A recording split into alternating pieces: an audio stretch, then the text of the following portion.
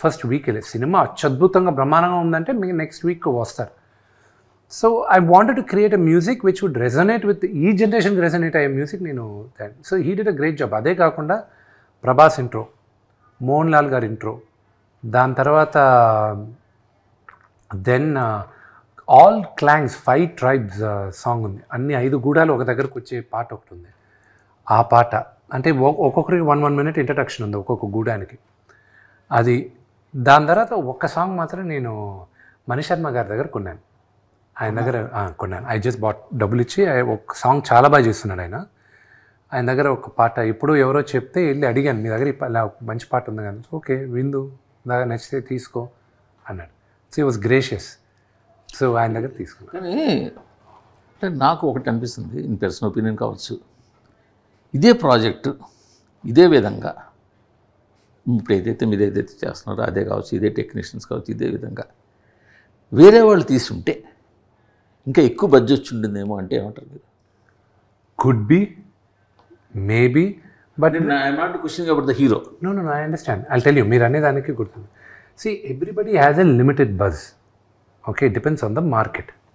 Okay, నేను ఒక్కడనే కానీ ఈ ప్రాజెక్ట్ భుజాలపైన వేసుకొని నేను కానీ ముందుకు వెళ్ళున్నానంటే it would have created only probably a certain buzz. Even Telugu స్టేట్స్లో కూడా ఓకే అనేది వచ్చేది. బట్ నాకు అలా కాదు. I wanted the story to be very large. I want explain my question.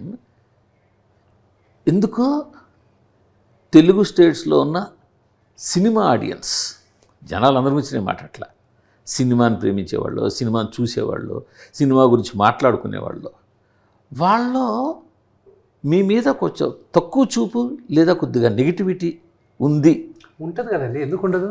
అందువల్ల దీనికి రావాల్సిన బడ్జెట్ రాలేదు అని నేనంటే ఉంటుంది. ఎందుకు ఉండదు? వాళ్ళు ఒక ఛాన్స్ ఇస్తారు చూడడానికి. What was my track record in the last 2-3 Fridays?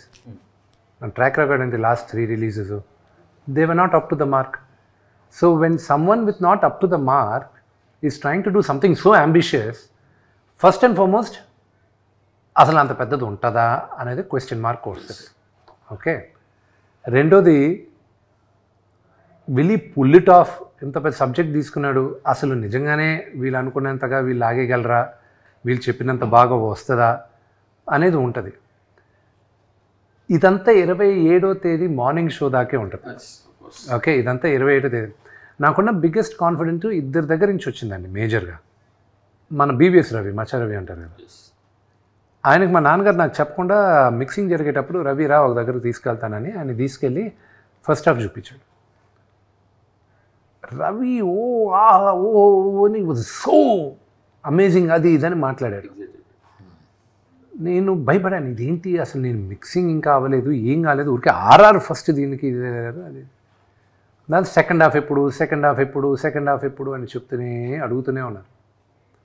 నాకు 2 months పట్టింది అవాయిడ్ చేసుకుంటూ వచ్చాను. 2 months తర్వాత ఇంకా తప్పక ఇంకా సినిమా ఎప్పుడు పోస్ట్పోన్ అయిందని తెలిసిందో మార్చ్ నేను ఏం చేశానంటే ఓకే ఈ విఎఫ్ఎక్స్ ఈ రఫ్ వర్షనే శ్రీకాళహస్తి ప్రధాన అర్చకుల్ని పిలిపించి అక్కడ సంస్కృత్ కాలేజ్ ప్రిన్సిపల్ని పిలిపించి ఫార్మర్ ఆ దేవస్థానం బోర్డు చైర్మన్ని పిలిపించి నా సినిమా ఇప్పుడు జూన్కు పుష్ అవుతుంది, మీరు చూడండి ఏమైనా తప్పులుంటే ఇప్పుడు చెప్పండి, నేను అది మార్చుకుంటా అని చెప్పి ఆ షోకి వీళ్ళిద్దరిని పిలిపించాయి. ఎవరిని?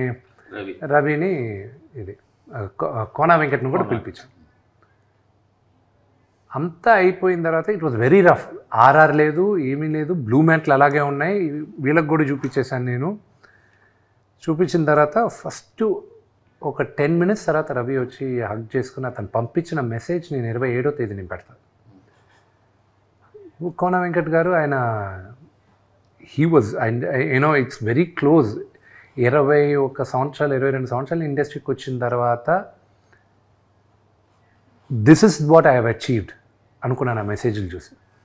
దాని తర్వాత ప్రధాన అర్చకులు అయితే ఒక్క డైలాగ్ మార్చుకో, భక్తి అంటే ఏంటో ఇదే అని చెప్పారు. దెన్ విని వాళ్ళ ఫాదర్కి చూపించాను, మా వైఫ్ వాళ్ళ ఫాదర్ సుధీకర్ గారికి. అంకుల్ చూసి ఒకటి అన్నారు, నేను మా నాన్నగారు చనిపోయినప్పుడు ఏడ్చాను విష్ణు, దాని తర్వాత ఇప్పుడే ఏడుస్తున్నాను నేను, కానీ ఇది హిందూయిజము ఇదని కాదు, ఇది ఒక pure devotion. It transcends all religions. It's pure devotion. ఇది ఇట్స్ అ సూపర్ మూవీ అని ఆయన ఫీల్ అయ్యారు. So it gives me encouragement. కానీ మీ ముగ్గురికి తెలియదేం కాదు, 4 గోడల మధ్యన మనం అందరం చూసుకొని ఎక్స్ట్రాడినరీ అది ఇది అనుకున్న సినిమాలు పెద్దగా ఆడియన్స్ దగ్గరికి వెళ్ళేసరికి రీచ్ అవ్వకపోవచ్చు. పర్వాలేదు అనుకున్న సినిమా, ఫర్ ఎగ్జాంపుల్ ఇప్పుడు 6వ తేదీ డి రిలీజ్ అవుతుంది. 2006 నవంబర్ 23 నా బర్త్డేకి డి ఫస్ట్ షో పడింది ప్రసాద్ ల్యాబ్లో.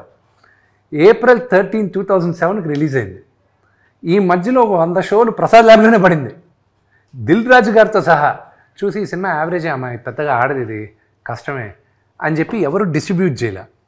దాని తర్వాత లాస్ట్లో నాన్నగారు తీసుకున్నారు. అలా చాలా మంది డిస్ట్రిబ్యూట్ చేయడం, ఇది యావరేజ్ అన్న సినిమా మన తెలుగులో బ్లాక్ బస్టర్ అయింది, చాలా బస్టర్స్ ఉన్నాయి. ఫర్ ఎగ్జాంపుల్ అరుంధతి, దాని history, money. So all that.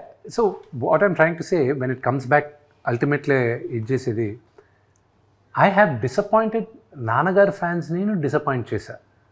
నా సినిమాలు నచ్చిన వాళ్ళు నేను డిసప్పాయింట్ చేశా. I hope with this movie I'll be able to say sorry.